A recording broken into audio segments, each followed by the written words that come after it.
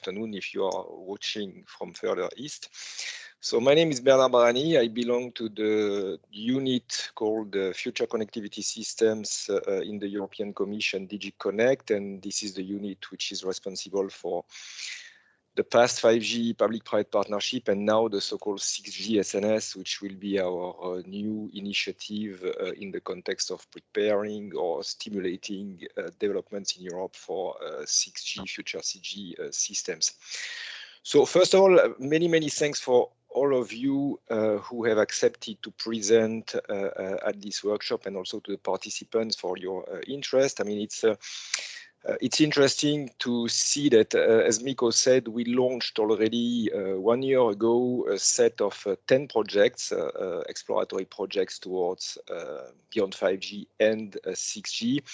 And 1 year after the implementation of this project, we found it would be interesting to get a little bit better understanding of what are the technological challenges that these projects are addressing, and what are the, let's say, the technological perspective of this project, which we now view would complement a little bit the flurry of 6G conferences we had in 2021, where we had kind of 6G mania starting now with all sorts of conferences talking about visions and objectives for 6G, but maybe it's time also to look a little bit deeper into the technologies, and that's what we expect from this event, from all these projects. And again, many thanks for you to participate in this exercise. I think it will be very interesting. So on my side, what I will try to do is to give you a little perspective of what comes after this set of 10 projects, which have a duration of about 2 years or sometimes more than 2 years. That means they should be finished by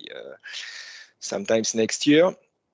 And I will tell you about our initiative in 6G, which is upcoming. So, as I said, we had these 10 projects implemented last year under the, let's say, also the leadership of the so-called flagship project Hexa-X.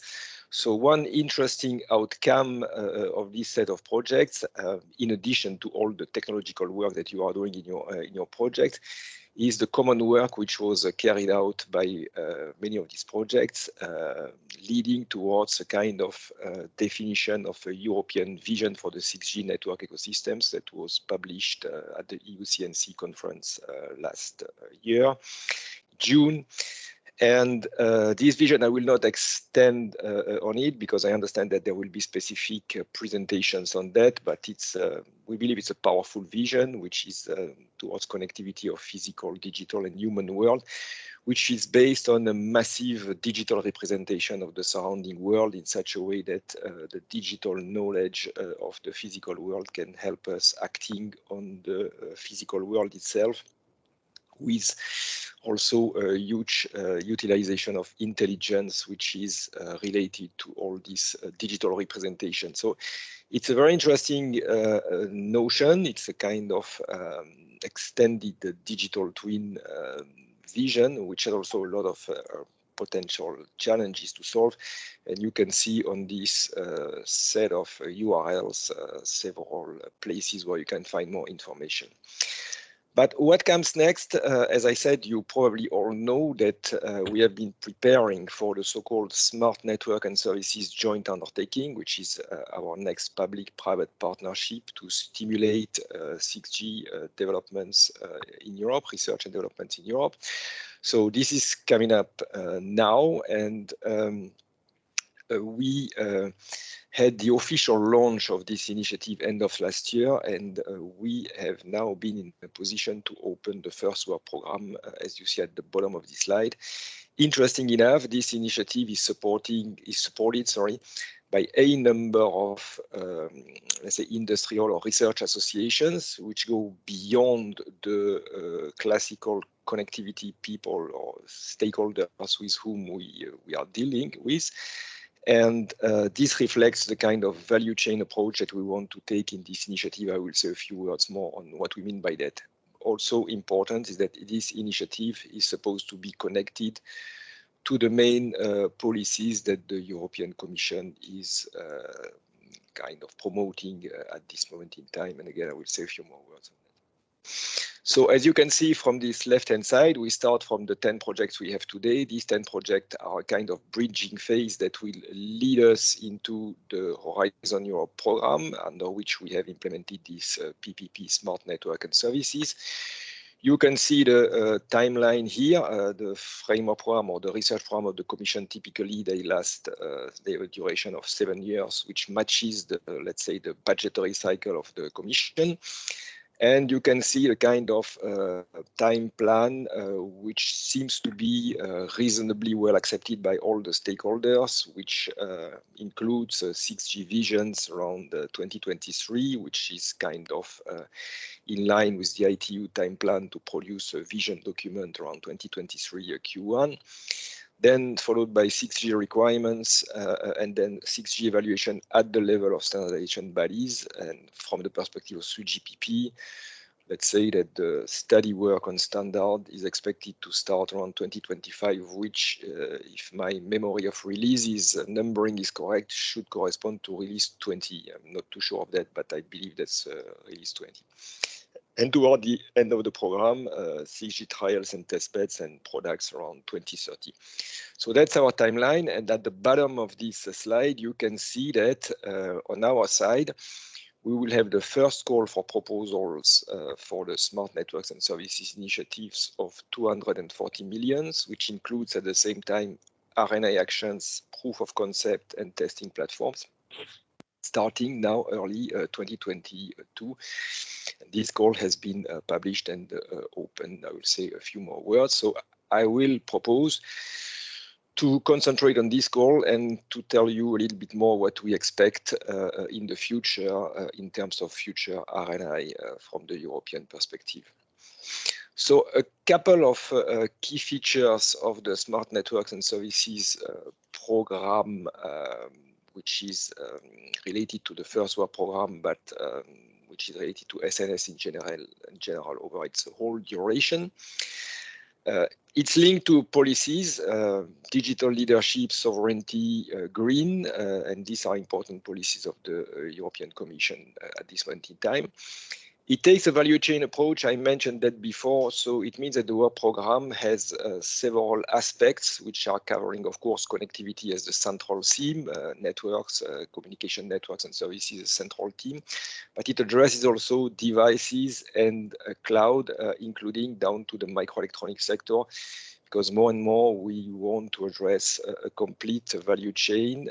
And this has an impact also on the stakeholders mobilization, where we expect maybe some new stakeholders compared to what we did before, for instance, in the field of microelectronics or IoT, to be present or to be reflected in the program. New applications, we expect with every new generation, new application capabilities. So that's a let's say a normal feature of a new generation type of networks, which have to be linked to well-defined key performance indicators. And at this moment in time, because the vision is not fully established worldwide, key KPIs are not yet fully stable. So there are a number of proposals for what should be the KPIs. But we expect that this program will help us to stabilize the vision of the KPIs, which have to be used in Europe and taken as basis for research work. At the same time, as I said, sustainable development goals are important objectives. So it means that we expect the work to address societal issues, what we call the digital and green transitions. And in particular, for the green story, we expect, let's say, that there will be an important focus of the work on how do we reduce the environmental footprint of connectivity platforms, but also how we can use these platforms to decrease the CO2 footprint of use cases which are running on top of these platforms.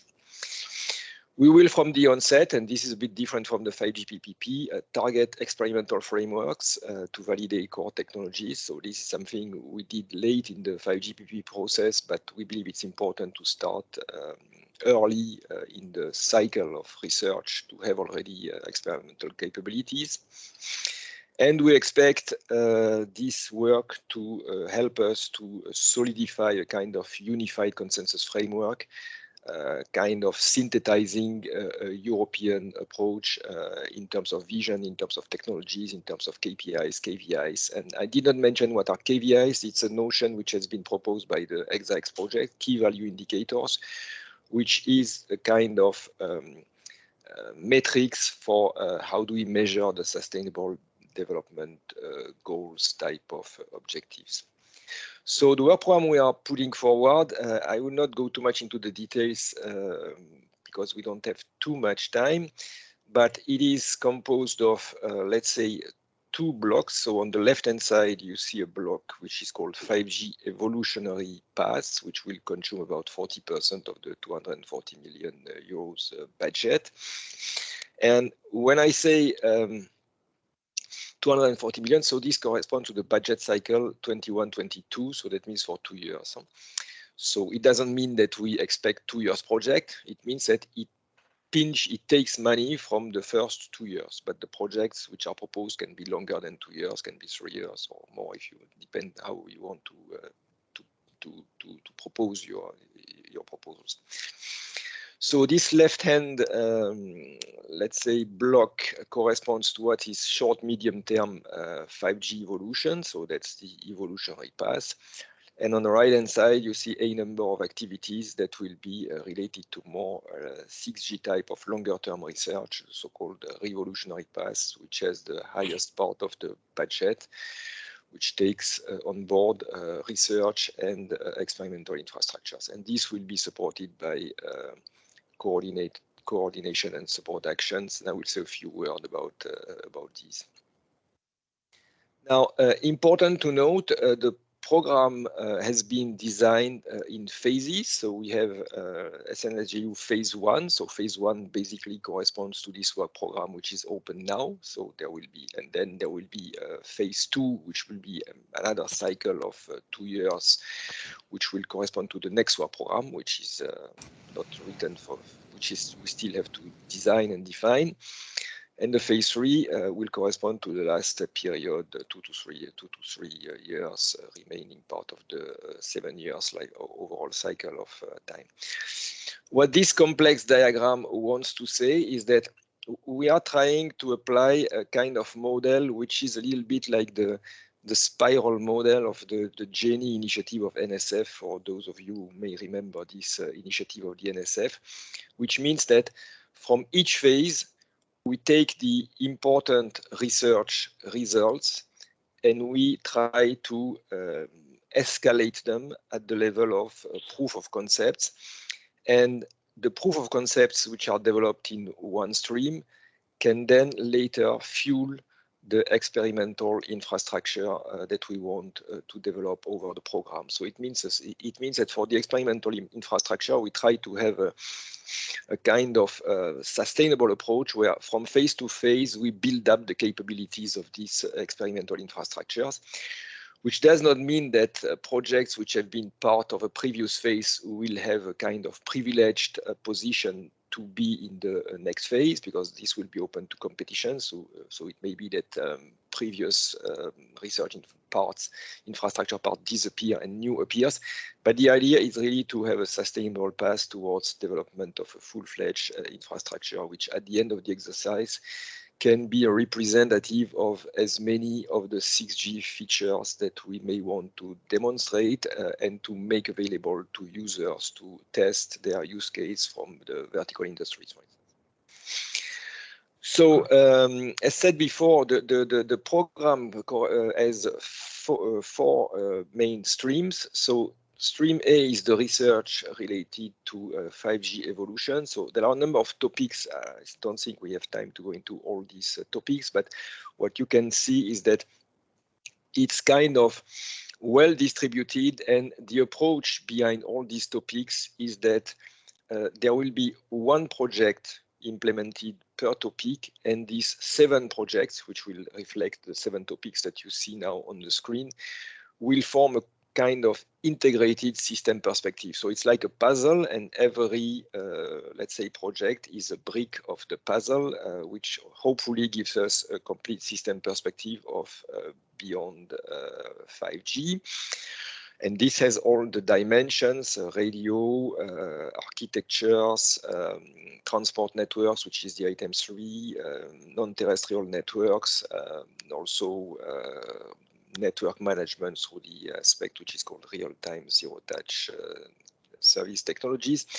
What is expected, and that's the little comment at the bottom of the slide, AI datasets, that means that it is expected that because artificial intelligence is supposed to be a technology of choice to reach a number of the flexibility capabilities or programmable capabilities which are associated to these futuristic type of infrastructures, it is expected that the data sets that will be created by those projects addressing artificial intelligence will be made available in open source type mode for other type of projects and for the duration of the program.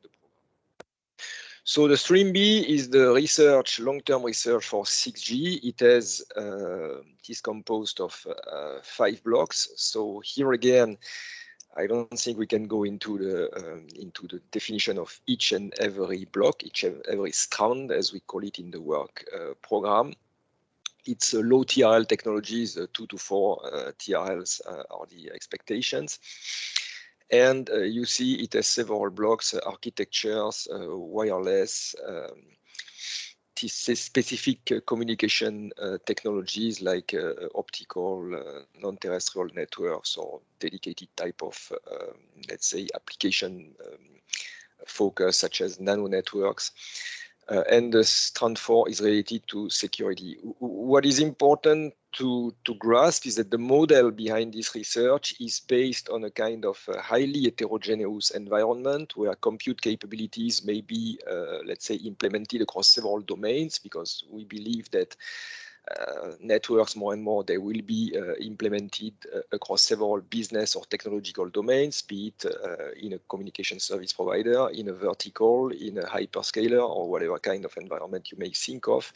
And it's very important to have the architecture and the security features that cut across all these various domains, and they can unify the visibility of how you provide services and how you provide security from an end-to-end perspective.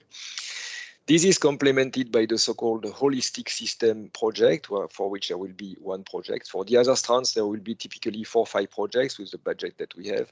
Holistic system is only 1 project that should be basically the successor of the Hexa-X project, which will provide a complete system perspective of 6G, both from a performance point of view and from a sustainability point of view. The sustainability is very important in that particular case. And that will kind of align, let's say, the vision and the KPIs, which are proposed by the various projects implemented in the initiative.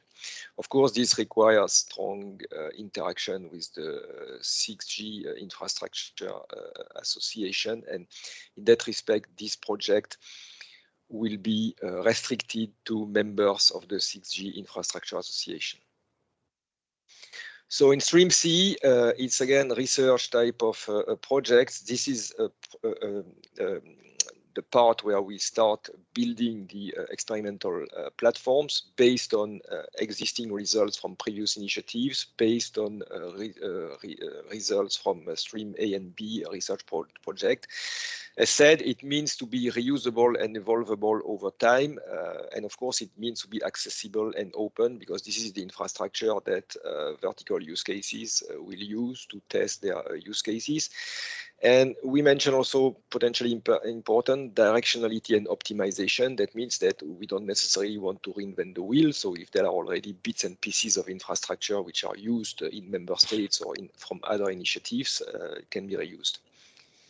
And stream D is the so-called large-scale trials and pilot with verticals. That means that it's related to initiatives that we will stimulate using the test capabilities to bring into the game the verticals that can test their innovative use cases. So again, we don't have too much time to talk about it, but that's the spirit behind this stream, is to stimulate use cases to have early testing of advanced features of future communication networks. Okay, this is accompanied with 2 coordination projects, one which will be the so-called operational coordination and support project, which will have a number of activities to coordinate the overall, let's say, consistency of the initiative and support some dedicated actions.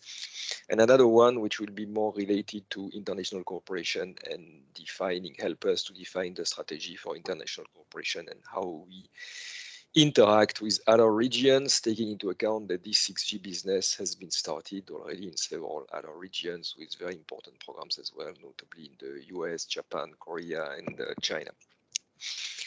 So an important slide, we don't have much time to go into it, but this is something I would recommend to read.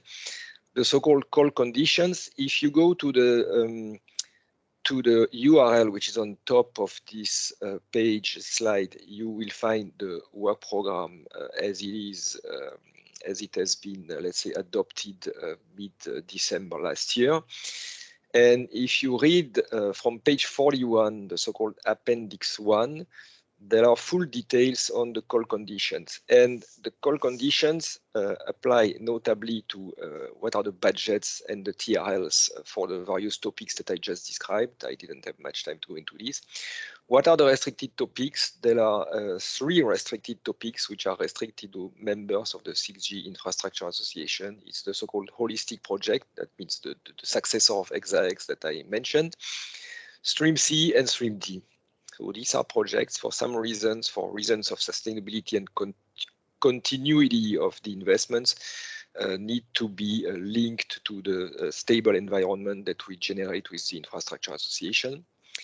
There is a dedicated mention of so-called in-kind contribution to operational cost. That means that we expect in average to have 5% of eligible costs which are not funded. So 5% of 240 million is 12 million. So projects should be prepared to make sure that they generate this 5%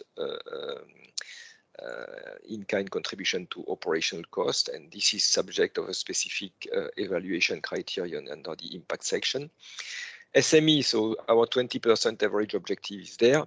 There is a specific clause that applies to security in Stream D, so that has to be read carefully because this comes from the so-called cybersecurity toolbox, where we want to make sure that equipments which are deployed, which are close to market or close to commercial exploitations, are primarily protected from the perspective of the information that they manage, and that this information are not easily accessible to third countries. Cascading grants, so the Stream C and D projects will be open with respectively 20% and 40% of their budget open to future grants. And collaboration across projects is something we implemented with the 5GP already. That means that be prepared not to run a project in splendid isolation, but to have your projects being part of the program and cooperating with other projects to contribute to issues of common interest, such as future architectures of 6G or joint trials or whatever. So more information you can find at this URL. So the work program and the call publication. The call was published on the 1st of February, but it was opened on the 1st of February, but it was already published since the 13th of January. And here you have all the information at this URL. The governance model that we will use for the SNS can be also of interest, and if you have more interest, also the SNS missions and objectives. Noting that for what I said, the call will close on the 26th of April, 5 o'clock Brussels time. And with this, I stop my presentation, and I apologize for having been a little bit over time, Mikko. Thanks a lot, Bernard. So this gives a good overall setting from European perspective, what is going on, what has been happening, and there is also now one question just appeared to the chat about that. Do we have automation of verification and validation in these projects in 5G perspective, so that we can improve for 6G was the question. Yes, again, this is related to the spiral model. The first work program, we will start from the perspective of use case validation and trials. But for the first work program, we do not have much in terms of 6G capabilities. So we will start already with, let's say, 5G plus platforms, hopefully, that will help the verticals that come under Stream D to test and validate their use cases. But we expect that little by little over time, this infrastructure is complemented with 6G related features. For instance, I give you an example, a typical example today. There is a lot of work in projects which is running on reflective intelligence surfaces, for instance. We will probably not have a pilot or let's say test and demonstration infrastructure that allows large-scale validation of this technology. But we can think that in various iterations in the next work program, in the phase 2, we can bring this capability into the platform to test it and to see what it offers in terms of vertical capabilities or sustainability capabilities from, I don't know, EMF control or this type of things. So starting with this work program, yes, there are already today capabilities to test use cases which are coming from the 5G universe, and that will little by little evolve towards 6G. I hope it's clear. Thank you. At least for the time being, there is no immediate further questions. There is thank you to you in the chat on answering the question. And thanks again, Bernard, for the presentation. So if we then move forward and let us then go to the presentation from Hexa-X. So together with Patrik, we will be making this presentation. So as Bernard was already introducing, so in this set of ICT 52 projects, Hexa-X is in a central role together with these other important projects focusing on 6G. And we will be now introducing you the 6G vision from Hexa-X point of view. And as Bernard was also saying that then main focus of this workshop today and tomorrow is to go deeper into the technology on 6G, and mainly from the set of ICT 52 projects, but we have also invited a set of other activities around the world to present interesting findings and results. And this international exchange and working here is very central for the development of 6G to arrive at one global standard. So on this Hexa-X, so as said, European Flagship Research Initiative to develop the foundation, contribute to industry consensus leading to 6G. So at the moment, the focus is on structuring, framing, developing technology for the connectivity needs in this 2030 timeframe. We are a very strong consortium with 25 partners, so Nokia overall leader, Ericsson technical manager, excellent R&D intensive operators, strong industry, other participants, strong technology providers, high quality academia. And then in addition to us, as said, there is a set of other projects that will also be presenting latest news from their point of view, with the B5G, the most recent addition to this set of projects. So now we are at the stage of development for 6G with this 6G structuring and framing. So now it's important to generate this global momentum, leading then to this next set of projects, working more on the systemization, halfway through the decade, then time for standardization, and end of the decade commercialization. So then about this Hexa-X vision. So the vision is to connect the three worlds, human world, physical world, and digital world with the fabric of 6G key technology enablers. So humans are in the center. This is a technology developed for humans. Of course, humans are also part of the physical world, but this differentiation here is done to highlight that this is for humans. Humans are in control. Of course, humans need to be in excellent balance with the rest of the world. So humans need to control the physical world with efficient connectivity, with real-time control, using efficient human-machine interfaces. We also need efficient connection between human world and digital world. So, for example, collecting information from humans, building models to the digital world, being able then to predict any problems, for example, heart attack before it happens, and then proactively call for help. Also need efficient connectivity between digital and physical worlds for better design and operation of the physical world. So based on identifying trends, based on this vision in Hexa-X, we have been working on the use cases needed, and there will also be more on this today, and also from Hexa-X we will next month already publish an updated version of this. But these main lines here are staying. So starting from this use case family, sustainable development, sustainability is central.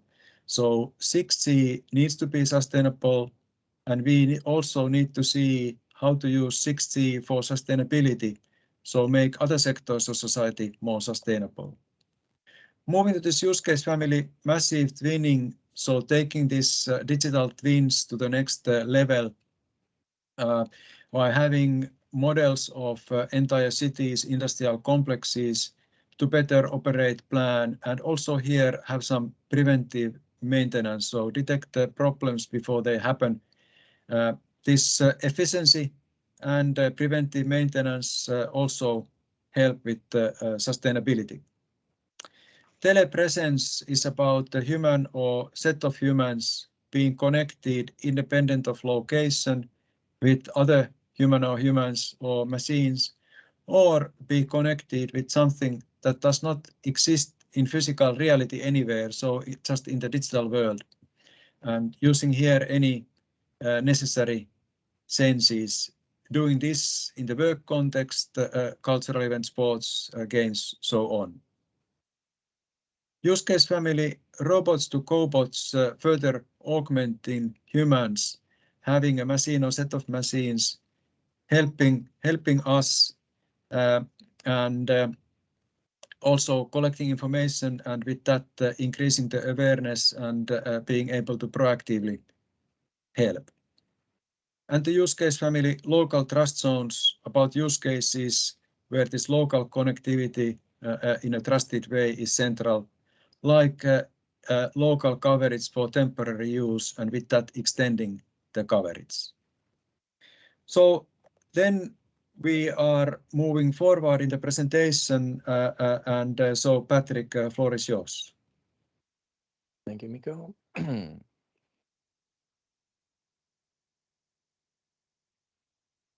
So I'm going to present a little bit on the research challenges that the Hexax project has defined. So to start with, we have a number of technical research challenges. The first one is the extreme experience. So how can we deliver the performance needed for these extreme use cases, such as telepresence or massive twinning with high bit rates and low latencies? The second research challenge is connecting intelligence. How can we ensure that the 6G system can connect different AI agents with each other and to connect with human intelligence to help this connection. And the third technical research challenge is the network of networks. How can we ensure that we have a global network that can also operate with extreme performance in local networks and smoothly transition between these micro networks and the global network, and to automate management of both scales of network.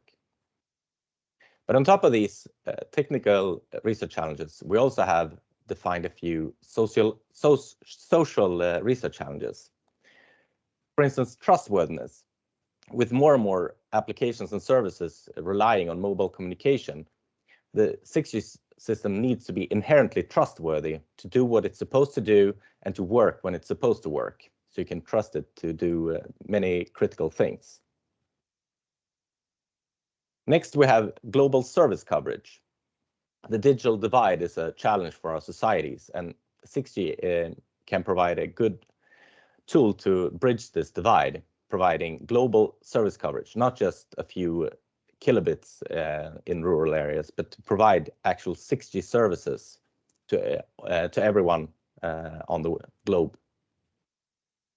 And finally, one of the biggest challenges our societies face today is the sustainability challenge. We see this a very important challenge for the 6G system, both in terms of the 6G's own environmental footprint, but also the enabling effect that 6G can have on other parts of society and industry and environment in whole. So the work in 6G will look at many different components, starting on what's capable possible in 5G today, and expanding this in all of these research challenges directions. So for instance, looking at high frequency communication, looking at joint communication sensing and mapping, looking at different AI solutions with AI-driven air interface or secure and distributed AI. And as you see, we have a huge scale of technical components that will be explored in the project. If you look a little bit on what the capabilities will be needed for the 6G, we have the traditional KPIs that will need to be extended, such as bit rate or connection density and traffic capacity, that will continue to be relevant also for 6G. But on top of this, we have a few traditional KPIs.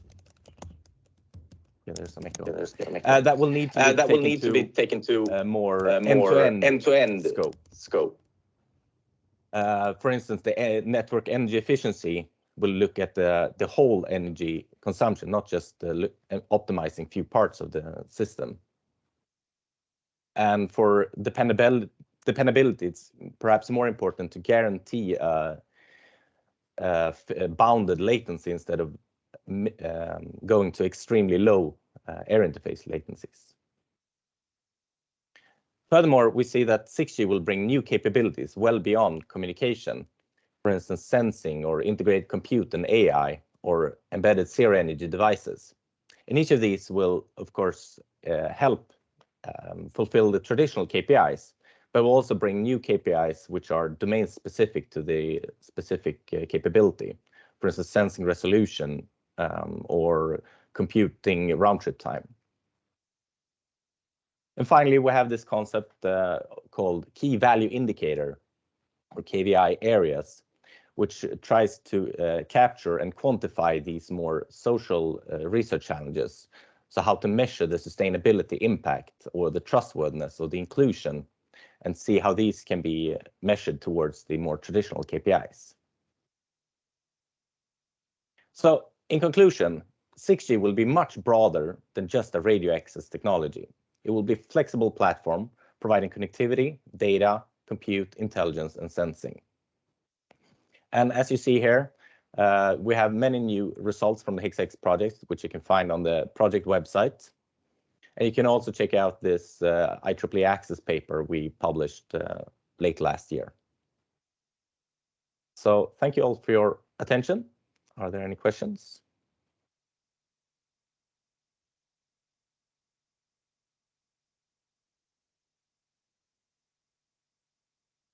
Seems being clear, and at least not yet any immediate questions.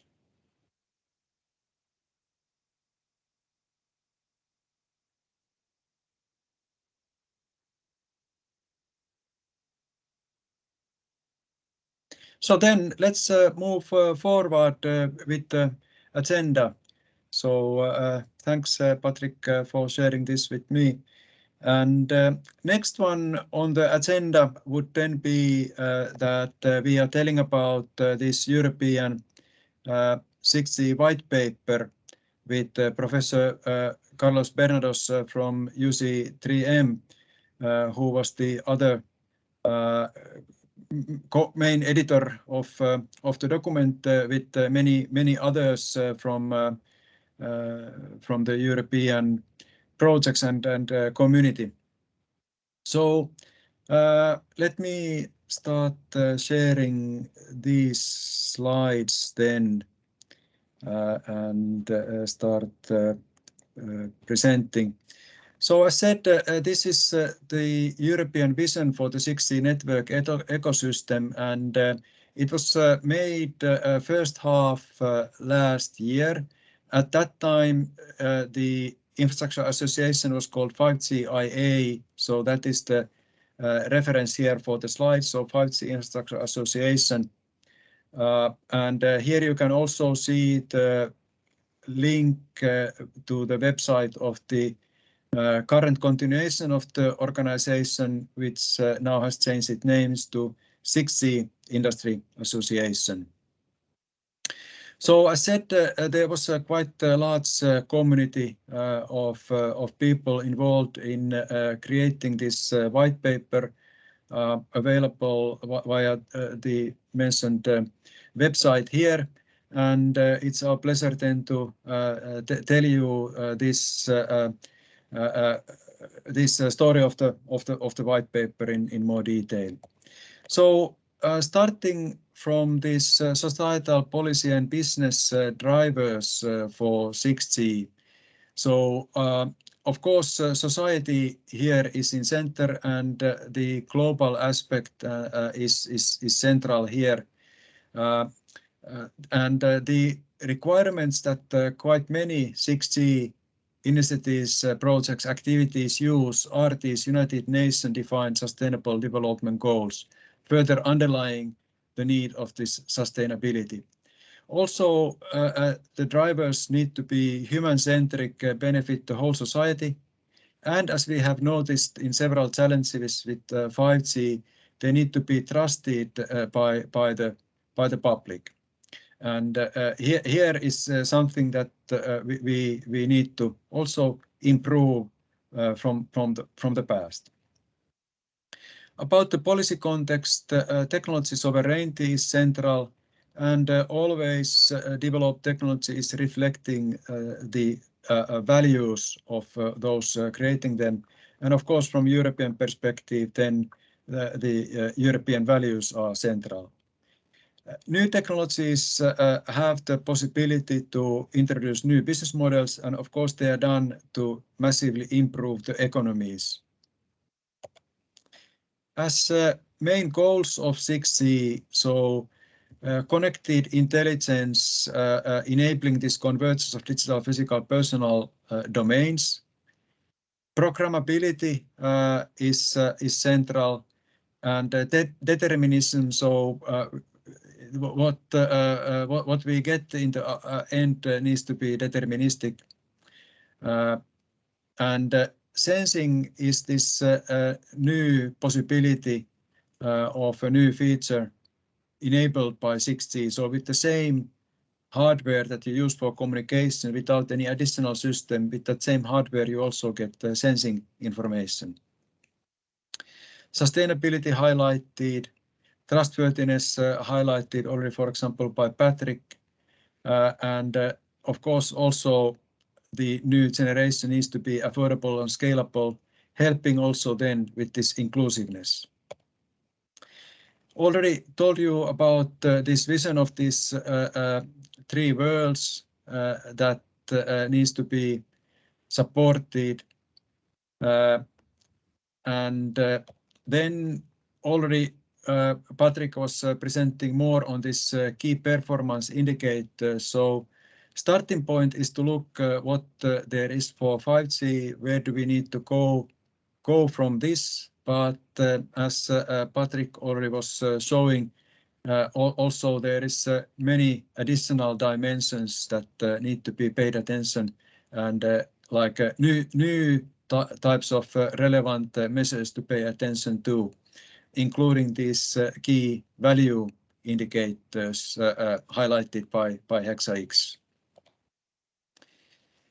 Here we can see again on the left the requirements for 6G, and then we can see in the center key technologies that we will be talking a bit more in the successive slides. Key technologies then aiming to help to answer these requirements, and underlying theme cutting across all of these is this AI, machine learning, artificial intelligence, that then 6G could be and is the first generation where then the role of AI ML as underlying overlapping technology can be taken into account right from the beginning of the design of the generation.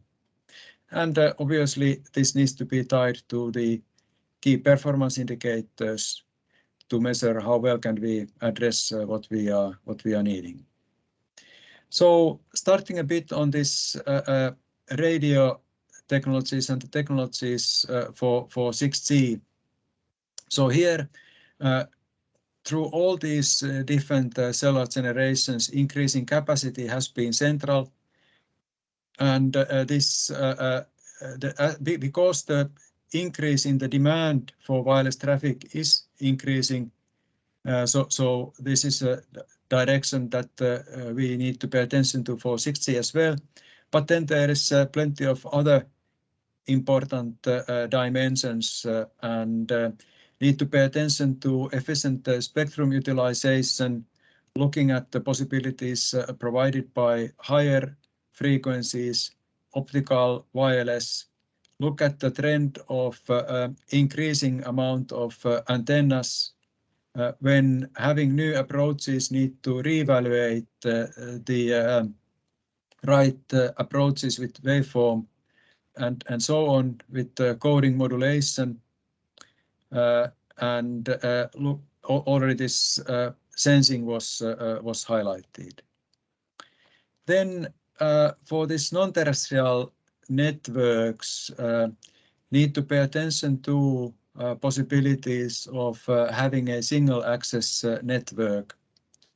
How to best combine the different approaches and alternative architectures. Here also need to pay attention to this efficient resource optimization, spectrum management, coexistence.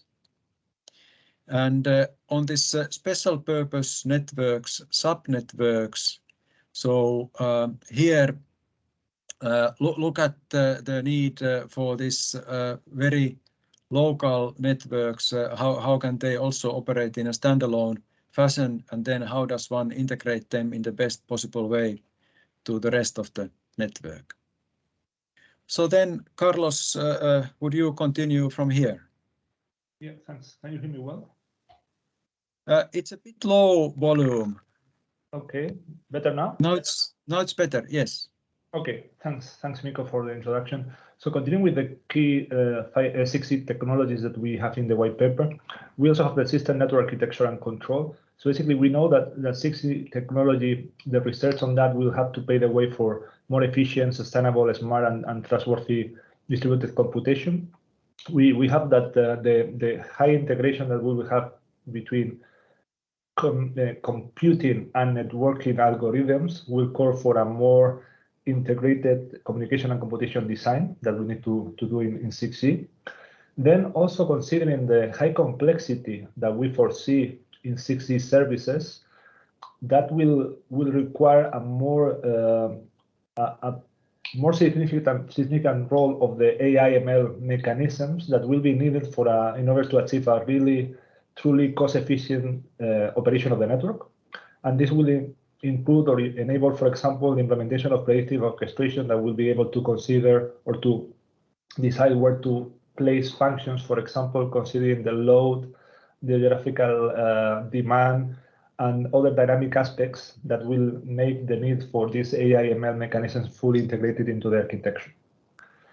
Then, because of this, we will also need to have a very versatile and pervasive integrated automatic resource control of the different resources, no matter who is the owner of the resources, what is the load of the resources, who are the tenants that are using those resources, and these kind of things.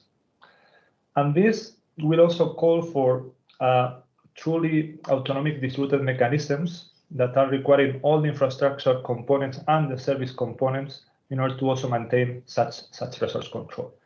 Then another key technology that we have is on the edge and ubiquitous computing kind of area.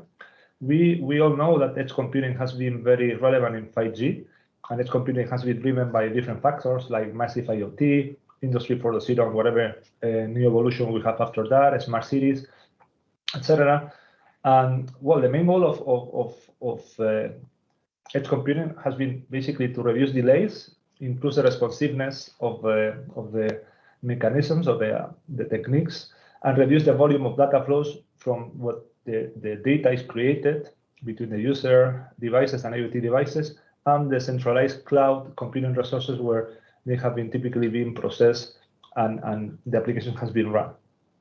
So in 6G, we are witnesses today that we have much more availability of resources at the edge, and those resources are also very much heterogeneous.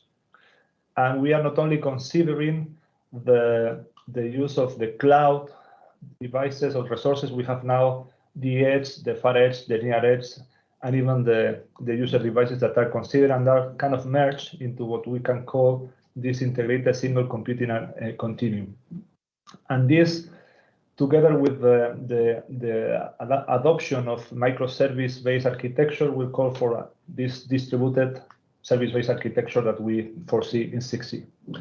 And taking also all these things into consideration, we need more or new methods for the collection of distributed data, because now we have data that will be generated at multiple locations in the network that are very relevant and key for the AI/ML mechanisms. And now we have to have new mechanisms for the collection of this distributed data in all the places and the caching of data as required.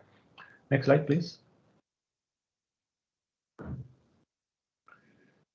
Then we have also advances that are required in the optical networks. Of course, 6G is expected to create a demand for much more data than we have today in 5G. And therefore, optical networks will be key as well, a foundation of 6G. They are always available, they are intrinsically secure, green, and can be flexibly scaled. So that's something that we will need to continue researching on in 6G.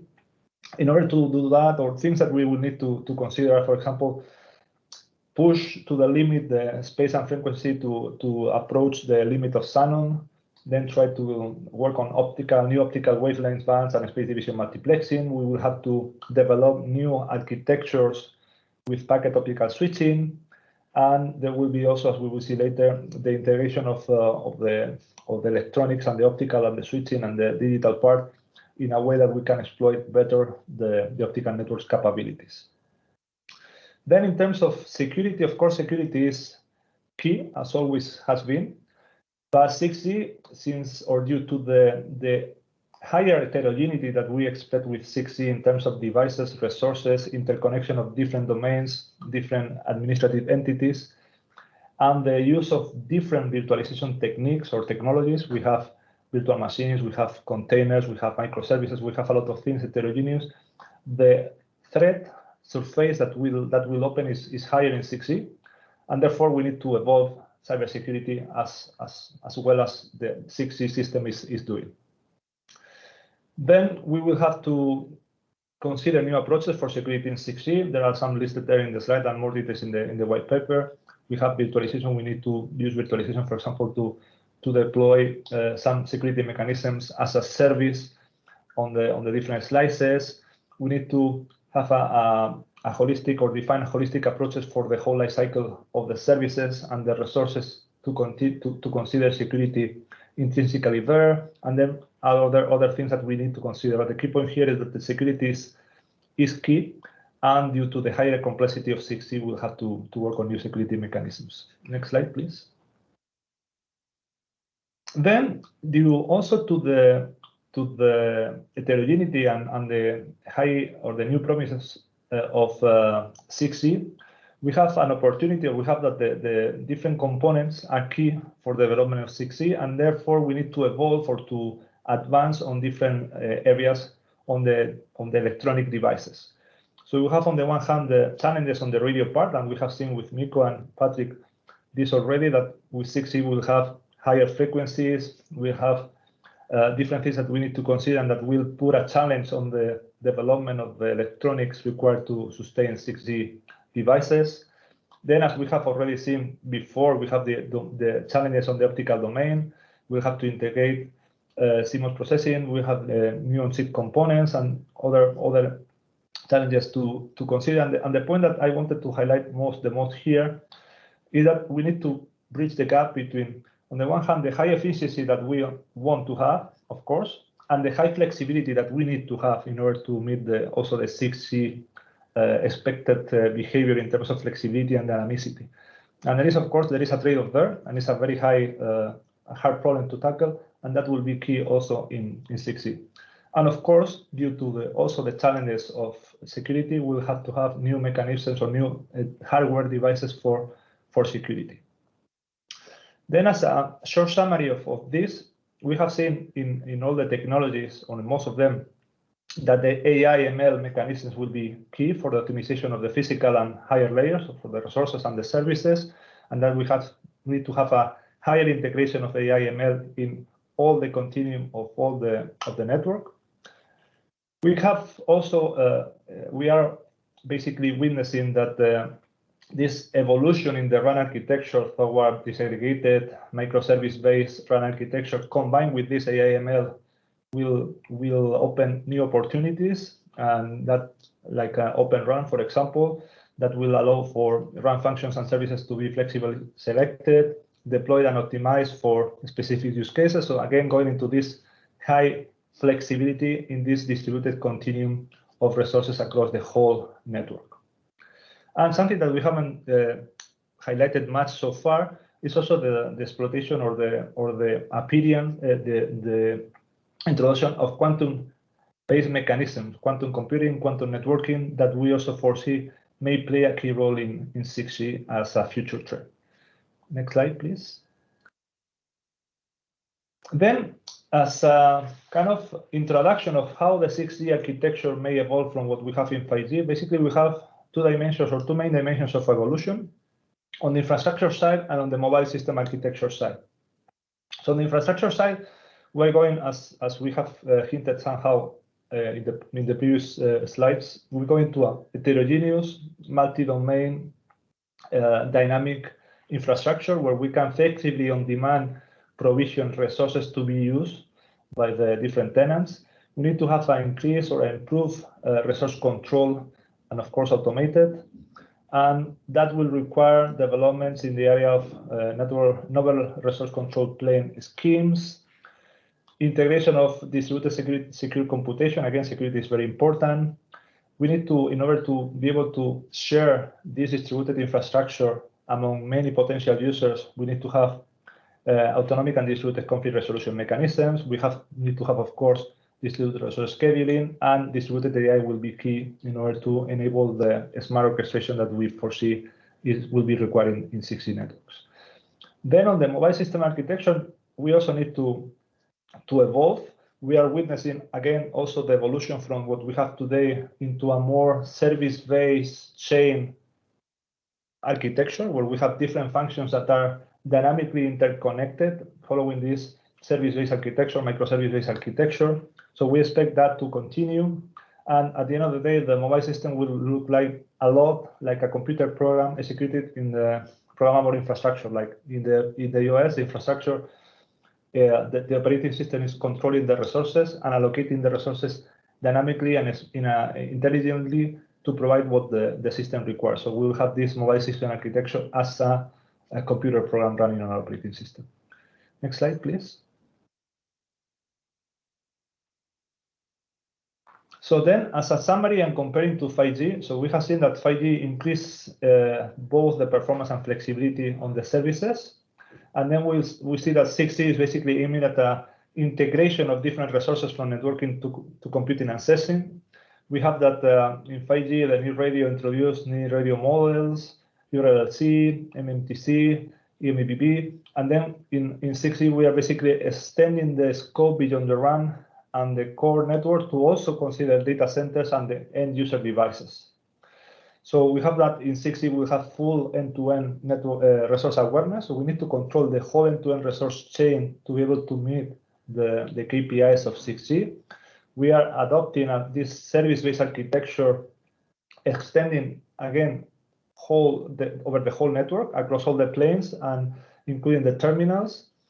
And as we have also seen in the previous presentations, we'll support network on network, system of system concepts, and initial subsystem integration and scalability. Next slide, please.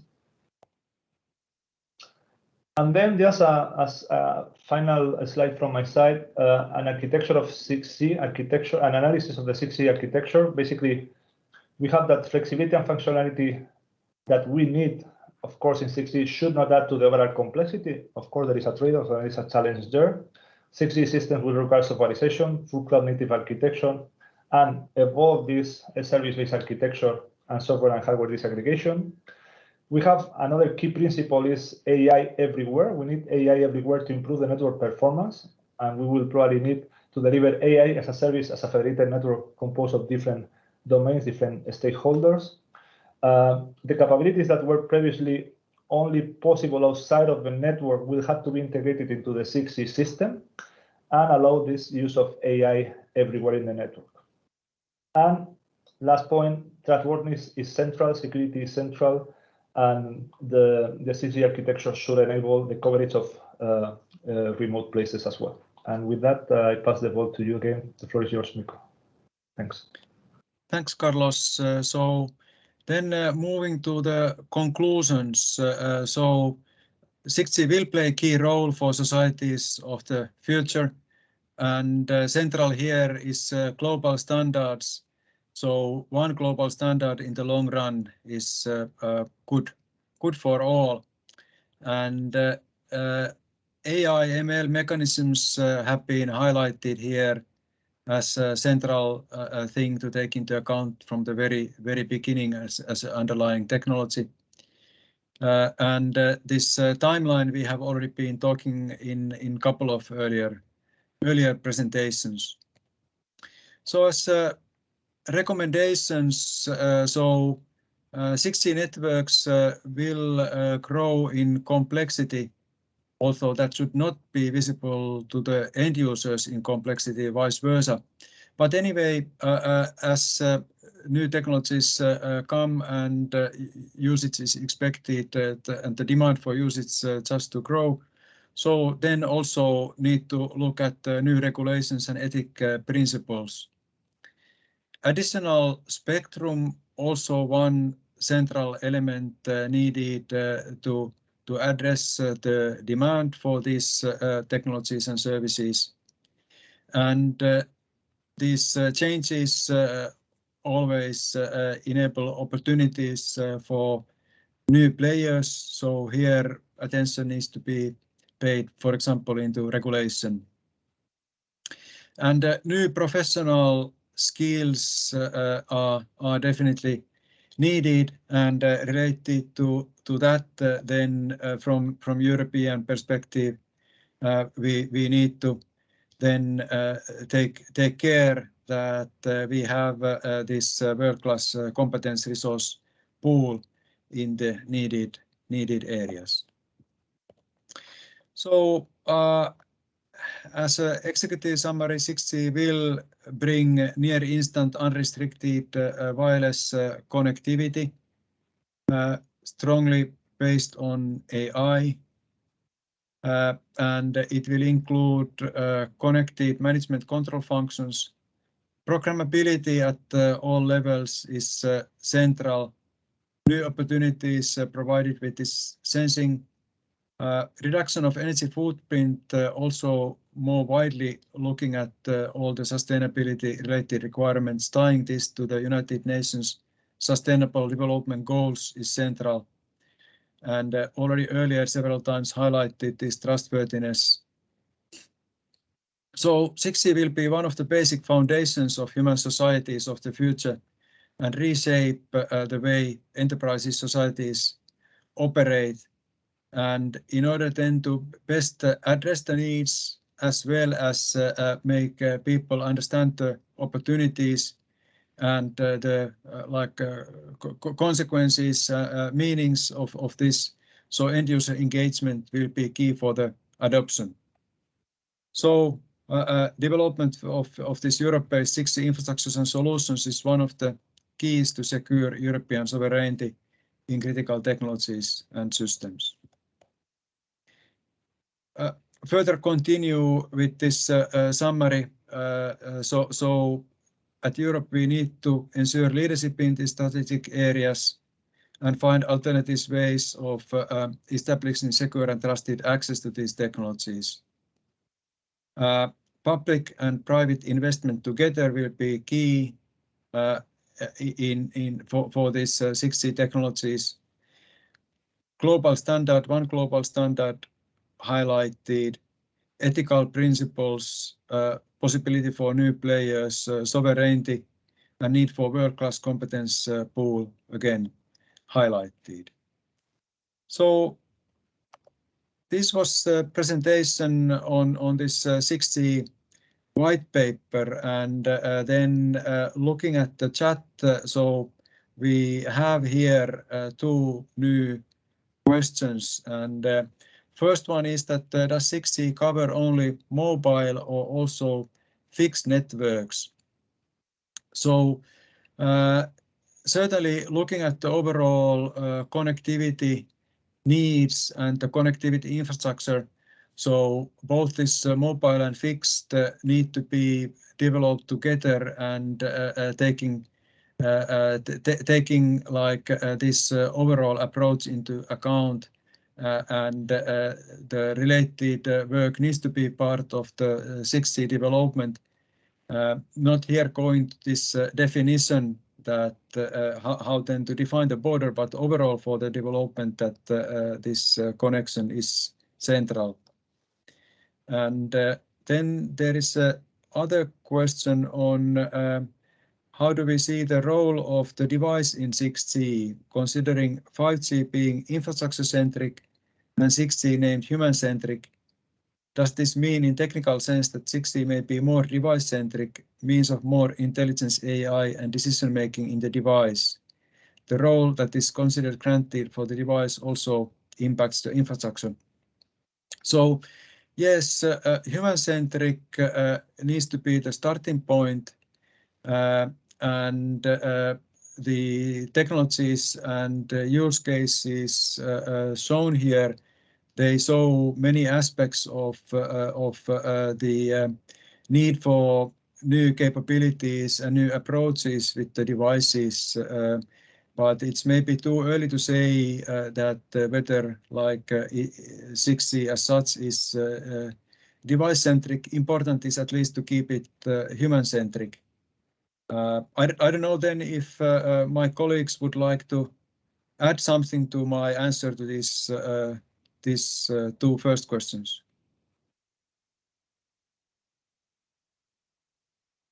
At least not immediately. And then there is a third question with respect to spectrum. Is consensus emerging on new spectrum opportunities? For example, in Hexa-X in work package 1, we have a spectrum task, and some new results from that come out in 1 month from now. And I think it's too early to say that there is a consensus, but certainly there is understanding on these directions that we are heading to. So there is very relevant spectrum from 6G perspective at many different parts of the spectrum band. There is very likely going to be new spectrum available below 1 gigahertz for very wide area and wide area IoT. then, for example, by refarming new opportunities at this traditional cellular spectrum at a couple of gigahertz, and then at the early stages of 5G development, the spectrum above 6 up to somewhere near around 20 gigahertz, that was excluded at quite early stages of 5G development, but that's a new discussion for 6G. Now there are opportunities then of having additional spectrum from that spectral part, as well as then we need to look at and are looking, for example, in Hexa-X at this going to higher frequencies. And then there is also a question on the impact of geopolitics into 6G future. So, as said several times here, it is in the interest of all of us to have one global standard, and this is where we are heading to. For example, by having this workshop and having also participation from other parts of the world. This is mainly from European perspective, this event, but certainly we and others have had earlier events with interaction globally, and this is something we strongly need to continue. And then there was also a question how to implement flexible and highly reliable network for total global coverage in 6G. So that's quite wide question, and answers to this are coming bit by bit, for example, via our deliverables by the work of others. Anything there to add, Patrik or Carlos? One aspect of global coverage is, of course, integrating non-terrestrial networks. Will be an important part of this, reaching the remote areas. But work is ongoing in the project to look at this.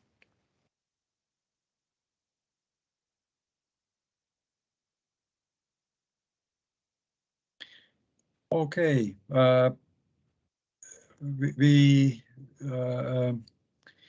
We should then maybe move forward and continue the discussion also in chat as needed, as there is still more questions coming there. For example, for this remote area connectivity, which is as kind of one of the aims of this inclusiveness. So let's continue that there, and if needed, also in the very end can continue based on these discussions in the chat. So then it would be my pleasure to move to this part on 6G use cases, societal values, starting with the presentation from Hexa-X, Bahare Masood Khorsandi, leading work package 1 in Hexa-X. So Bahare, the floor is yours.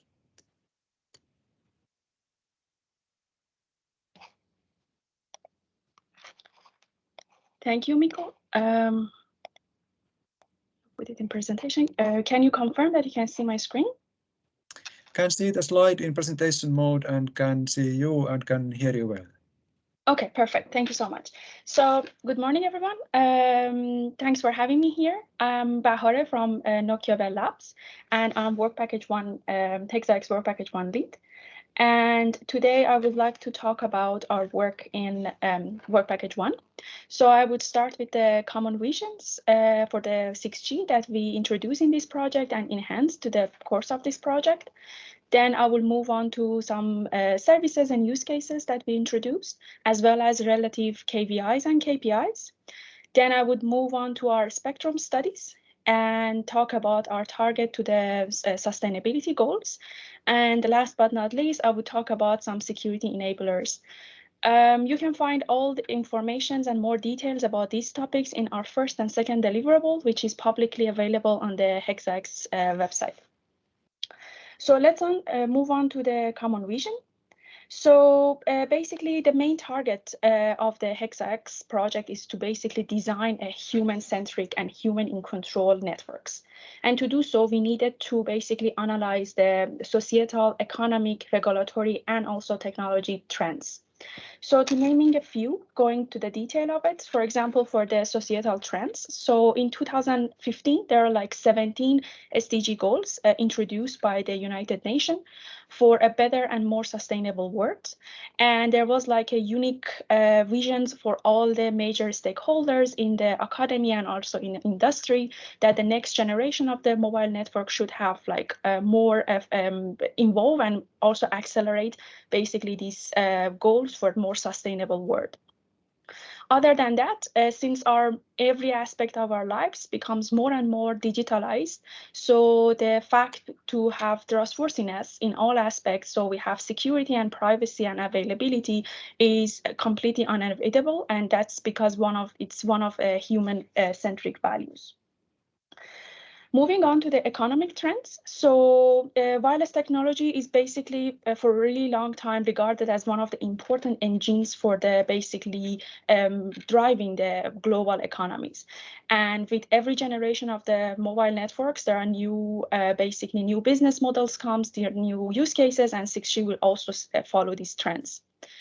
Moreover, as we all experienced at the beginning of 2020 by the pandemic, we will realize that all these economic sections can basically continue the work in the remote section, in the remote mode, because of really stable and enhanced technology that are already in place, and 6G will also enhance those parts. Also, I will move on to the regulatory trends. So here's the basically traditionally these telecommunications sectors would be heavily related to the government and governmental and also going through regulatory aspects, and also 6G will follow these ones. One of the most important aspect would be spectrum management, and because that would be one of basically one of the heart of the future networks. Also, as I mentioned, since every aspect of our lives become more and more digitalized, and all our movements would be tracked by the sensors, so these ethical aspects is one of the important aspects that need to be considered, taken into account, to provide the privacy and integrity in all aspects. Also, there like a global growing awareness of the environmental aspects and also following the sustainability goals. So next generation of mobile network can actually have a huge impact on these aspects. Last is the technological trends. As you can see, there are like exhaustive list here. So there are like a lot of technology trends that we analyze at the beginning of this project. And each of these basically trends changing the future connectivity by reducing the cost and also improving the efficiency. So more details of all these things you can find in our first deliverable D1.1. So all this analysis of the trends lead us to this point to provide a vision on 6G in Hexa-X, which already Patrik and Mikko go into the detail, but I just wanted to mention that Hexa-X basically envisions that the future and basically everyday movement and everyday experience of our lives should be a seamless unification of the three words. Human words would be basically our senses, bodies, intelligence, and also digital words would be information, communication, and computation. And also we have a physical words which contains of the object and also our organizations. And basically the three main key values that connect all these words would be sustainability, as 6G would be the backbone of the society. And also 6G need to be available for everyone and everywhere. So provide the inclusiveness. And also because it would be in every aspect of our lives, it needs to be resilient. It should provide the trustworthiness and be secure in all aspects. So during providing basically this vision for the 6G, we reached to some research challenges, which Patrik already go to the details, but I just wanted to here mentioning really quickly that what we actually hoping for, and this is basically our challenge, is that 6G basically shall provide a framework to basically connect the intelligence. 6G shall connect all the resources, so networks of networks. Of course, 6G must be sustainable and driving these goals for us. 6G would be basically provide a coverage, so it should be available for everyone and everywhere. And also 6G should be provide extreme experience in the sense of extreme bitrate, extreme low latency, and so on and so forth. And of course, it should ensure the confidentiality and trustworthiness in all the aspects. So moving on to the services and use cases. So in the work package 1 in the Hexa-X, we also identify some use cases. And in order to do that, we basically combine two approaches. So we go from top to bottom to basically starting from the 6G and the Hexa-X visions.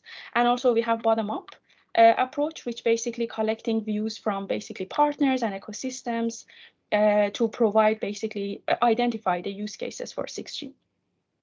Then we basically cluster them into the use case families, and each of these use case families have the similar interactions together, and we are expecting that each of these use case families at least answer one or all the several the 6 research challenges that we introduced before.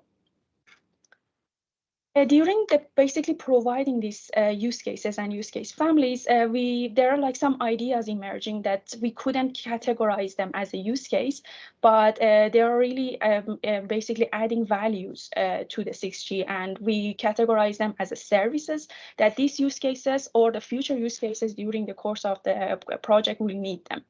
To mentioning a few would be, for example, compute as a service, AI as a service, AI assisted vehicle to everything, flexible device type changes, energy optimized services, Internet of Tags, and also security as a service for other networks. Let's move on to the key values and performance indicators. So basically, here we have like Hexax basically recognized that there is a necessity to, in order to design a network, we have this necessity to move from the paradigm of only performance oriented to both performance and also value oriented to be able to basically fully embrace the 6G values. And most of these values, to some extent, can be mapped to the United Nations SDGs.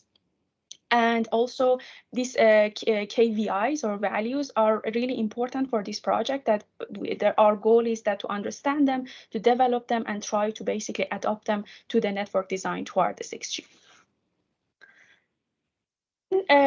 We also, as you can see, we also categorize them. So for the key performance indicators, we have the extreme evolutions and also novel end-to-end measures. And also for the values, key values indicators, we have some areas and values to basically introduce new capabilities. And in the process of basically working with these key values and key performance, we are reaching some research challenges. For example, we needed to basically advancing the existing KPIs or refining what we already have. And also, as I said, we needed to introduce new capabilities to lead to new KPIs. We need to consider the social needs, and also we needed to also take into account the measurements and complexity of each of them. In our deliverables, if you check them, we also introduce some deployment scenarios regarding this KPI and KVIs. Basically, from each of the use case families, we basically choose one use case and then introduce these deployment scenarios and basically evaluate these target KPIs and KVIs for them. So I would really encourage you for more details, check our deliverables. Let's move on to our spectrum evolution aspects. So the main target for our spectrum evolution aspect is basically improving the spectrum utilizations in order to basically extend the current spectrum boundaries. So as you know that these terahertz spectrums can be utilized in the combination of the bands. So we have low, mid, and millimeter ranges. And this is basically help us to optimize the wireless link characterization, so we can basically provide a full set of service requirement in that sense. We also have a deep study on how we can basically improve the intelligent spectrum access, in a sense that we can dynamically basically assign new available spectrums for and giving to basically authorized systems. So as you can see, we have a set of results. Because of the time, I cannot go to the details, but you can find them in our deliverable 1 and 2 for sure. Moving on to the sustainability targets. So as I mentioned, one of the basically societal trends is that following and trying to map 6G to basically United Nations SDGs. And ICT sector is basically linked to all the 17s of UN SDGs and basically interacting with all of them. So I put some examples here. For example, number 9.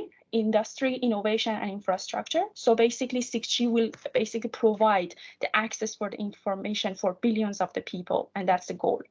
Or for example, number 11, sustainable cities and communities. So basically 6G enable this innovation approach to the city management, for example, smart water or waste management, or even intelligent transportation, and so on and so forth. And number 13, climate changes or climate actions. So basically 6G will help to monitor these climate changes and try to strengthen resilience. It also enables other sectors to basically reduce their own emissions. 6G, of course, has its own basically carbon footprints, that the goal is that to provide it and minimize it as much as possible. So in the work package 1, we actually going deep dive into providing some methodologies that how we can have a sustainable 6G. And there are some solutions that I mentioned, few of them. For example, we were reached to the conclusion that we can have a basically monitoring system everywhere. Or for example, we can have telecommunication protocols that avoid the need for always on for the infrastructure. So basically we are pushing to 0 watt or 0 load for all the products. We can have basically analysis, basically the environmental impact of the material that we are using, or design choices. And also we can consider using a new energy efficient material, or continue basically development on energy efficiency features and basically monitoring the impact of them. We were really pushing, and we see a big potential for using AI for green networks. And also, of course, there are some studies on EMF-aware networks. Last but not least, I would like to talk about the security studies that we do in this work package 1. So as I mentioned several times, this trustworthiness is one of the basically six research challenges that the project is committed to achieve. And the realistic approach to this security and trustworthiness is to acknowledge that the complete security everywhere is not possible. And the security is coming out with some basically price.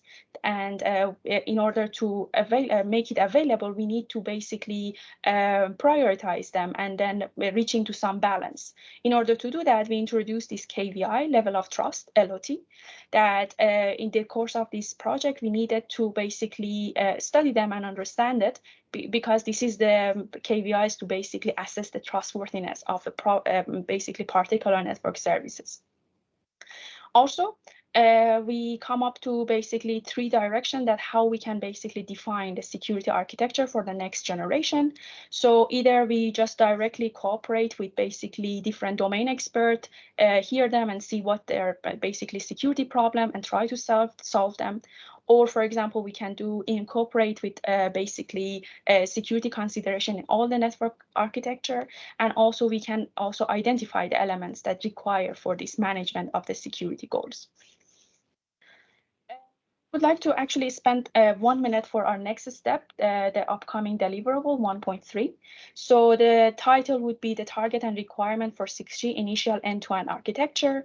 And in this report, we will continue working on the use cases, KVIs, and spectrums. But this would be the first report of the Hexa-X project that provides some end-to-end architecture. And also we have a big advance on the security enablers and security guidelines that we promised. And the deliverable date would be April. We are working on it, so stay tuned. We will see a new deliverable really soon. That's all from my side. Thank you for your attention. If any question. Thank you, Bahare. So in the chat there was some discussion, and now there is also a new question. So, but that is seems to be more for the continuation of the chat and not to this particular presentation.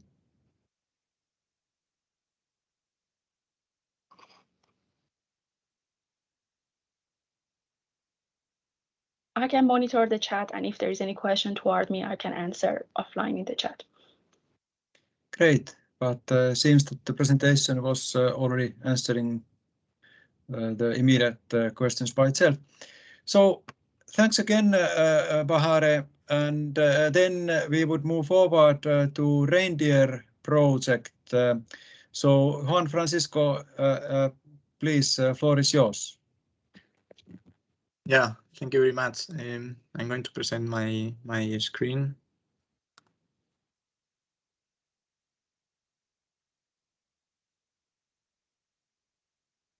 Yes, we can see the slides now in presentation mode and can hear you well. Yeah. Okay, so hello everyone. I am Juan Francisco from Telefonica.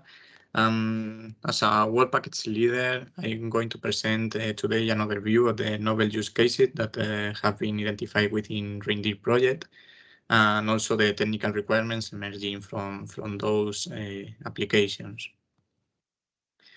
REINDEER project is based in a new wireless infrastructure that we named radio waves. This infrastructure consists in a set of fabrics of electronic circuit and electromagnetic surfaces that can be integrated and deployed into walls and furniture that are present in the environment of the different deployment scenarios.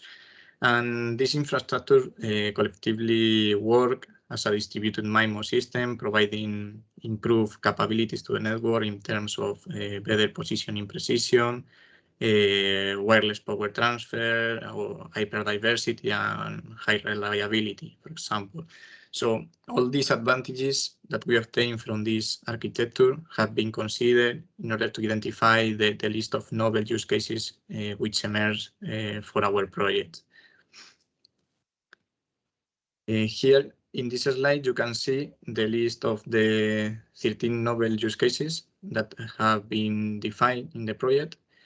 These use cases cover future professional and care environments, which needs of high reliability and low latency, like for example, digital twins in manufacturing, patient monitoring, electronic labeling, and so on.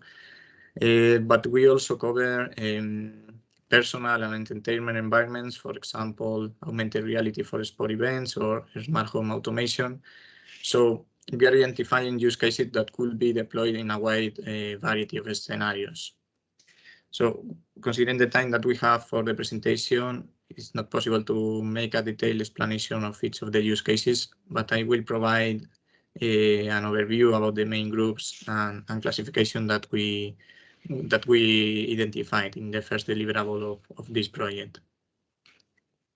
Yeah, regarding this deliverable, later on I will provide you the information and the links where you can find all the details about the use cases, so that you can check in case you want to know more details.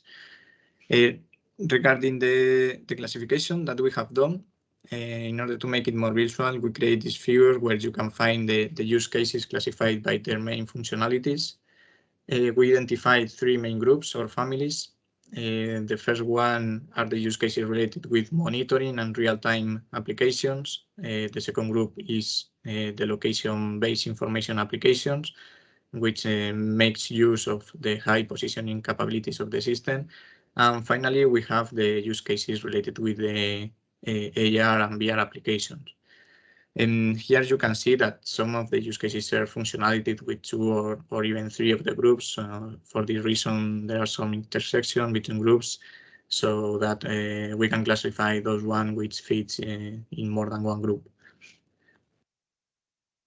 Okay, moving to the technical requirements. In this table, you can see an overview of the main requirements which emerge from the different use cases.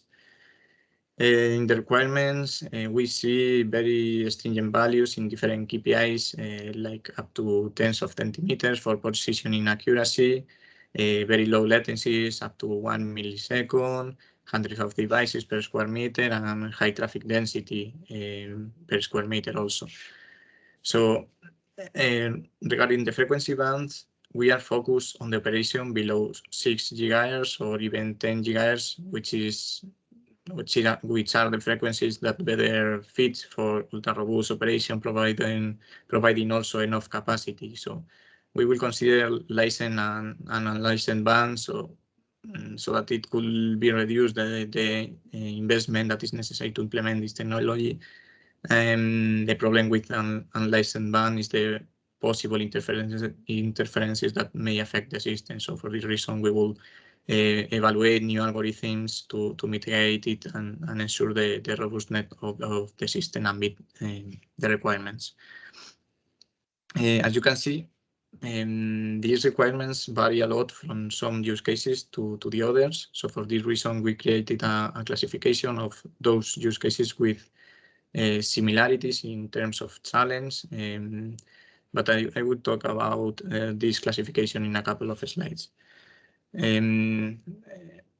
This classification is important because at this moment we are not talking anymore about ultra reliable communication or enhanced mobile broadband or massive machine type communication that we have been using during the last year for 5G classification. Now we see that several use cases provide very stringent requirements in terms of latency, data rate, number of devices, and some of them at the same time with some tricky combinations, making a real challenge the dimensioning of the network to cover all those combinations. In this graph, you can appreciate the dependencies between the low latency requirements and the use cases which require a high traffic density or device density. You can see that we have some use cases covering the whole range of requirements. For example, the use case real-time digital twins in manufacturing, which is located at the top left part of this graph, has very stringent latency requirements and at the same time very high traffic density because there are hundreds of devices per square meter with quite high data rates. So in the other hand, we have also another use cases like wander detection and patient finding that requires very little traffic capacity for sending monitoring small packets without any stringent latency demand. So this is one of the main challenges that we must face during the project, that is being able to dimension the network according to very different requirements and being able to make it scalable depending on the scenarios or use cases that we are going to provide connectivity. So we must ensure that the system is adaptable to very different situations with very different requirements and combinations. In order to make easier these requirements analysis, we made different groups of use cases with similar challenge. We made 4 clusters of use cases in technical challenge in order to have a better picture about the use cases with similar requirements. And here you can see some spider diagrams representing the weight of the requirements for the different use cases. The first cluster that is related with augmented and virtual reality has very challenging requirements in terms of traffic volume and delay sensitivity or latency. The second cluster related with robots and industrial systems demands very high reliability, mobility support, positioning capabilities, and delay sensitivity also. The third cluster that is massive positioning and sensing is characterized by the large amount of devices which requires a high energy efficiency and positioning accuracy. And finally, we have the group of tracking and location-based services with more environmental complexity, high positioning requirements, and mobility support. Additionally to the use cases, we identified 4 services that the radio wheel system provides natively and can be used independently or by the different use cases. The first one is Federated Learning, which is a distributed way to implement intelligent feature with the network where the nodes have access to private data and contributes to train a model. This can be used, for example, for facial recognition. The second one will be environmental mapping, which can help in the prediction of the channel quality at different locations, collecting data of the channel quality in order to make predictions. The third one is localization, and this is one of the main features of the system, and it is required to implement algorithms to reach a precision up to tens of centimeters that are required for several use cases. And finally, we have edge processing and storage capabilities that it is essential to reduce the latency or to help to implement some pre-processing of the data on the network side. So in the same way we studied the requirements for the use cases, it is important to consider also the services and study the requirements to be able to dimension the network for the different scenarios when it's necessary to implement any of these services. And this picture represents the different requirements with the relative weights for each of these services. So this is all the analysis that we have done for the new use cases and services considered in the project. So now we have work ahead on the technical part, considering all these requirements, a group of use cases and challenges in order to make a reality this new infrastructure for future applications. That was all from my side just before closing the presentation. Here I provide you the link where the deliverable 1.1 is available. This deliverable is related with the use cases, technical specifications, deployment scenarios, and initial channel models. So you can find much more detailed information there about all these points that I just presented. So please, in case you want to know more about it, you can go to the REINDEER website and download the document. So thank you very much for attending the presentation. I think that I don't know if there are some questions in the chat. Maybe I'm not sure if the questions are related with my presentation. Maybe I can go through the chat and answer directly the question that could be related with the REINDEER project. Okay. Yeah, thanks a lot for the presentation, Juan Francisco. So at least right now, immediately after you ended, there is no targeted question to you in the chat. And thanks for paying attention to the chat as needed. So then we could move forward to the project TerraFlow on use cases for novel cloud-native SDN controller. So Richard Vilalta, floor is yours. Thank you, Mikko. Do you hear me well, I guess? Yes, can see and can hear you well.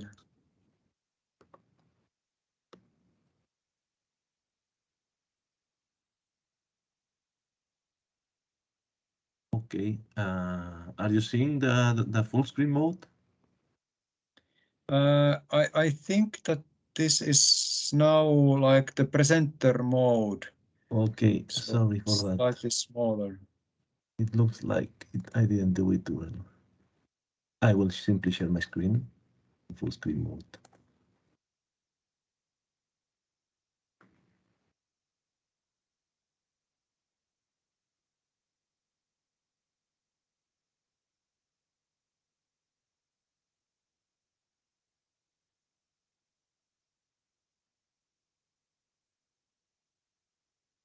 It's a black screen, at least for the time being.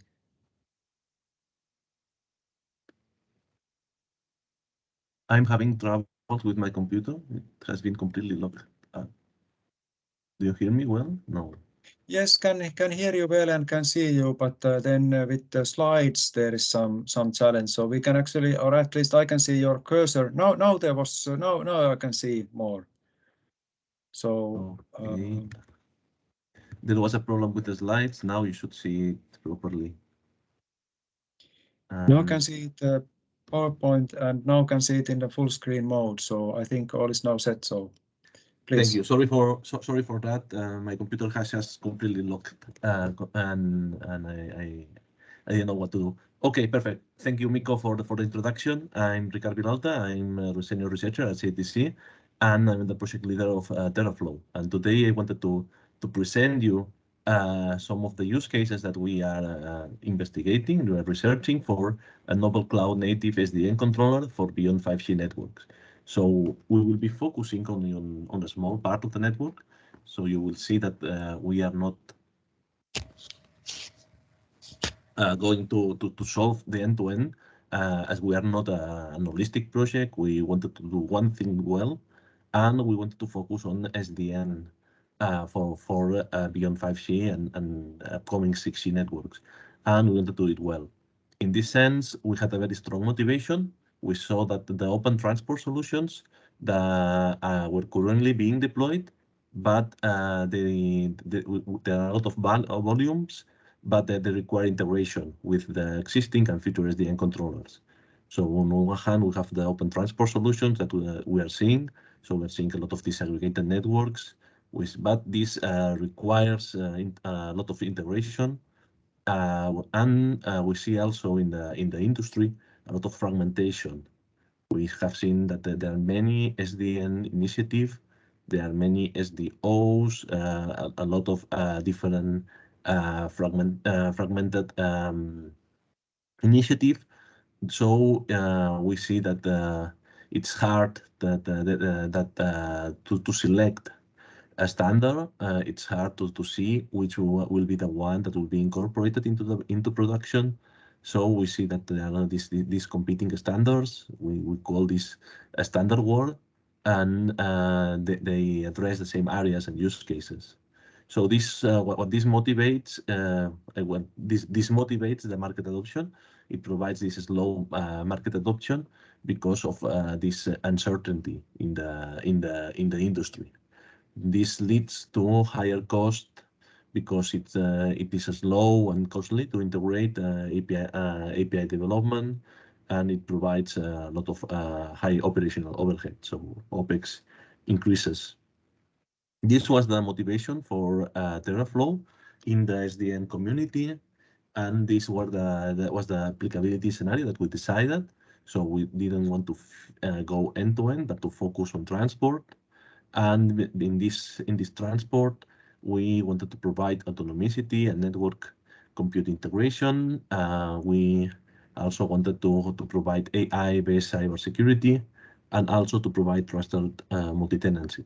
So you can see that we go from the cell side up to the network to the core data centers. So that's our intention. So you can see that we focus on the different network elements that are provided between these different domains, and you will see how we are able to interact with them.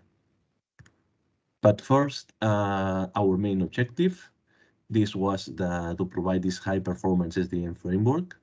We have seen that the SDN frameworks that are now in the industry, they are based on monolithic architectures. So they are a complete program set that cannot scale. It's not been think for the cloud environments. Their design follows the design rules that were from the past. They are not based in this like the 5G core in the service-based architecture. So that we say that, okay, we need a new SDN framework that provides all this flexibility, this up to scale ability to scale the resources. And that's what we have been working on during this last year. So that we have a microservice-based architecture for SDN, and that we have validated it and provided open source to fix these issues. So now you see in the slides the Teraflow architecture, how we have been working during this year. That's the release 1 architecture that we will be releasing during this month. So we are in the final test, integration test, and when they are finished, we will be releasing them. So you can see that we are able to handle from the IP layer. So we are able to handle layer 3 VPN services and provide them through the on top of different OpenConfig based disaggregated routers. So you have typically in the cell side, you have the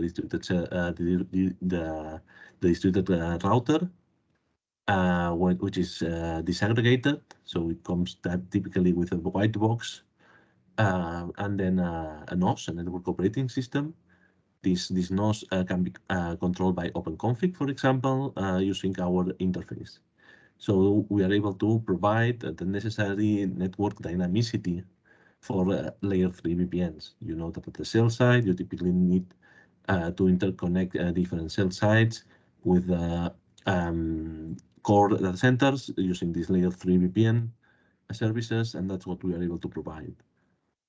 We can also provide configuration of microwave technologies, also support P4, and also we support the integration with transport networks through the transport API. So these are the different kind of network devices and networks that we are able to support. In the sense that integration, we have also been able to integrate with open source Mano, in the sense that we will be able to provide this one connectivity. So you know that NFV Mano has the concept of one infrastructure manager, the WIM, and we are able to provide an API, an outbound API of Teraflow to act as this WIM for the Mano. So that's the architecture that we have prepared for this first year. And let's see how we have different use cases that stress this architecture. And this will be the objective of the second year of Teraflow.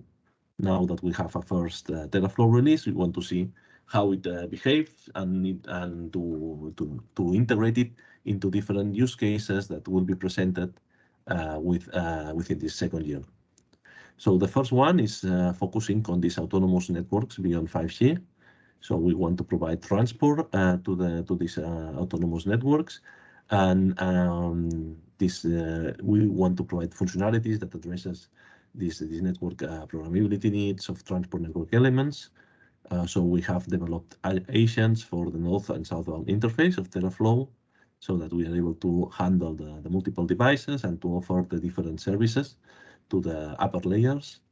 And also we provide autonomous onboard network equipment using these zero-touch principles. So this is also one of the important steps that we are focusing in Teraflow. So in this case, the different components, I always like to say that Teraflow SDN controller is like a Lego, which consists of a lot of small pieces which interact together to make a complete to solve a complete scenario. In this case, these are the components that we stress in this use case. So we focus on the slicing, on the context. Context is our relational database, that cloud native and relational database that's able to scale. We have the service component, which is the one that provides the APIs to the upper layers. We have the automation component, which is able to provide this zero-touch, let's say, sequences for the integration of new equipment. And also we have the policy component, which is the one which provides the different policies to the automated network. So we cover several use cases like inventory, topology service, transport network slicing, and automation in this scenario. If we check we focus on automation, we see that the basis is event-driven triggering of automation operations, for example, for managing the policy manager or external entities. We focus on zero touch, as I have explained, for device onboarding or service instantiation. If we check for the policy management, we are researching on the event condition action policy model. That's an IDF draft that we have contributed. And we focus on relevant network events, which are indicated by network operators. We do device level policies. We have collaboration with the automation component. And we also are introducing different monitoring use cases. Let's jump to the second scenario. That's the so-called interdomain scenario. Our intention is to deploy services over an integrated set of optimized resources. So we want to have this multi-domain service provisioning with privacy preserving features. That's our intention. So you can see that we in this scenario we have two different Teraflow OS domains that need to interact together in order to provide the specific service resources. In this case, we have we stress two different components of the Teraflow SDN framework. Typically, the interdomain application, which is the responsible for each Teraflow domain to interact with each other and to be able to orchestrate this service, this interdomain service. And also, we want to demonstrate the usage of DLTs. So we have blockchain. We use blockchain technologies to record the different statuses of the network and the device configuration, so we can keep track of them. And that's one of the use cases that we wanted to demonstrate with the DLT component. So if we focus more on the interdomain component, we are able to enable QoS-aware interdomain connectivity services via the interaction of peer Teraflow OS instances. So we are developing this in dedicated interdomain component with inside the Teraflow OS, and you can see here how this component relates to the different Lego pieces of the Teraflow SDN framework. For the distributed ledger technologies, you can see that we are also working on the different smart contracts that are necessary, and in order to be able to store in the and record in the blockchain some runtime information, so we can provide remote attestation, we can detect we can provide tamper detection, and we can also record the different software state, for example. This is one of the use cases that we are investigating. Then we are developing also an SDK API to communicate within the blockchain, and we are developing the necessary smart contracts in this blockchain network. Also, the third use case that we want to present today is focused on cybersecurity. So we want to also investigate how we can provide security through this Teraflow OS with two main focuses. One is to detect external attacks at the IP layer. So we want to design distributed packet inspection for an efficient and effective attack detection. And also we are providing attack detection at the optical layer. So we are able also to provide fast optical attack detection, identification and mitigation mechanisms to minimize data losses.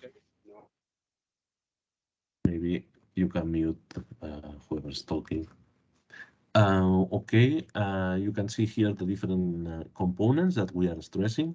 So we are stressing the monitoring application, of course, and the cybersecurity application. I will later talk to you about the cybersecurity. So you can see, for example, this is for IP layer, what we are preparing for the distributed attack detector. So we have packet processor, which sends packets. We have different remote site locations where we have this distributed attack detector. So we can extract the features, which these features are encompassed inside a message which is sent to the centralized attack detector, which is the responsible for providing this classifier technique.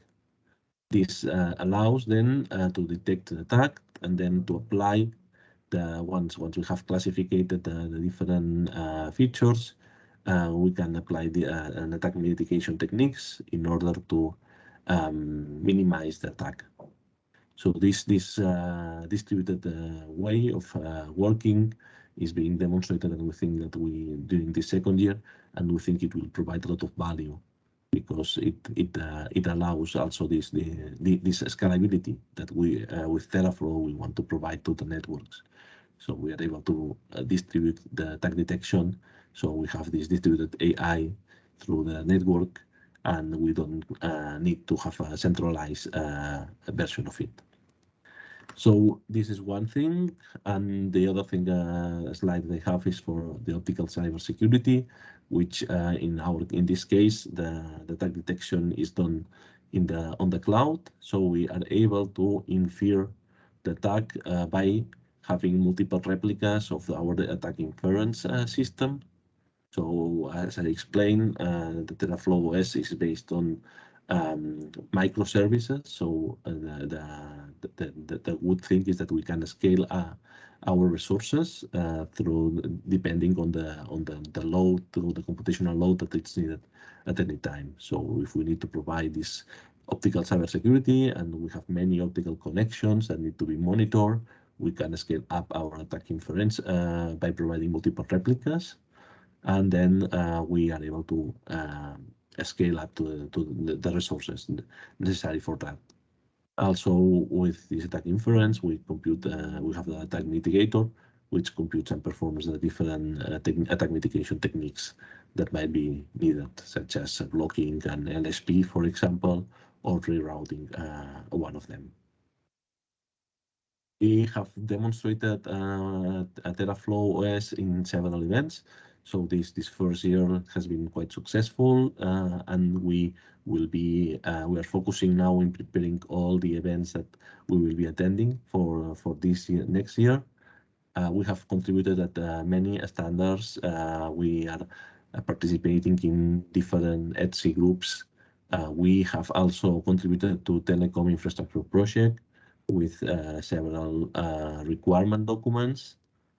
We have also prepared some of the standards that are being discussed at IETF, and we are contributing with our open source solution. So when all this will be available, we are, as I explained, we are doing our last integration test, and this month it will be the first release of Teraflow. So I hope that this has been of interest to you, and I'm open for questions.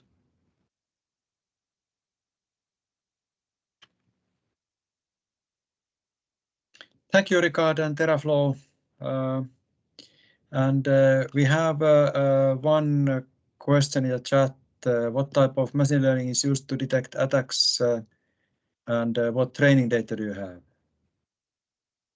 Okay, let me go a little bit on the question. I don't have all the answers because I'm not a machine learning expert, but we have two kinds of machine learning attack detectors. The first one is based on optical, is dedicated for optical networks. In this case, we have multiple techniques. I mean, we have data sets from optical networks that have been provided by Chalmers University. And also at CTC, we use datasets from the KDDI network. And these are available. I mean, if you look for Teraflow papers, you will see that each machine learning paper which explores a technique, we have different techniques for each of them. They typically refer to that a public dataset that we have published. And for the IP layer, we are still working on the machine learning mechanisms, which are being done by Telefonica and Universidad Politécnica de Madrid, UPM, and they are publishing the results very soon. So yeah, I don't know the specific machine learning technique that they will be demonstrating, but for sure you will have the reference on the papers.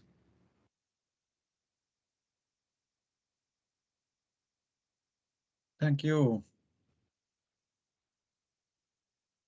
Now there is, as this is the last presentation of this session, so there is not the possibility for you to continue via the chat, but from the Teraflow webpage, also people can for sure get a connection with the project and pose questions if they want. For sure. Thank you very much, Mikko. Yeah, thanks, Ricard.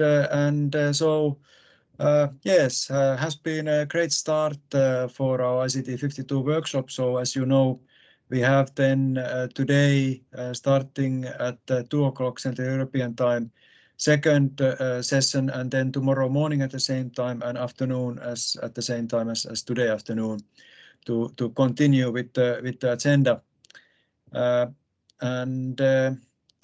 If there are no further questions right now, we could also again thank you for all the presenters and the active audience, and wishing them to see you at our next sessions, and nice continuation for your day. So thank you.